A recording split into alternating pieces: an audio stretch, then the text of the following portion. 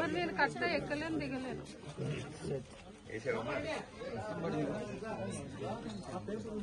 పడింది అనుకుంటే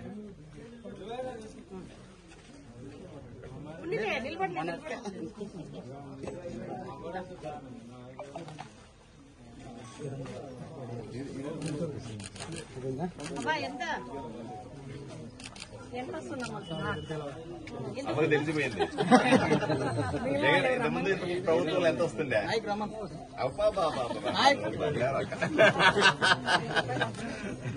చంద్రబాబు నాయుడు వచ్చి 1000 రూపాయలు పెంచిన తర్వాత కదా పెన్షన్ల వాళ్ళు కనుక మీరు అర్థం చేసుకోవాలి. చూడండి, పెద్దమ్మని నేను లెక్క పెట్టలే, ఆమె లెక్క పెట్టలే. ఎంత డబ్బులు వస్తున్నాయంటే 4000 వస్తున్నాయని చెప్పి. ఇంతకుముందు జగన్మోహన్ రెడ్డి ఉన్నప్పుడు ఎంత వస్తున్నాయంటే 3000 వస్తామని చెప్పి. అంటే రాష్ట్ర వ్యాప్తంగా ఉన్నటువంటి 54 లక్షల మంది లబ్దిదారులందరూ కూడా పెన్షన్దారులు ఇంకా ఎక్కువ ఉంటారు. కరెక్ట్ గా నెంబర్ కరెక్ట్ గా చూడాల్సి ఉంది.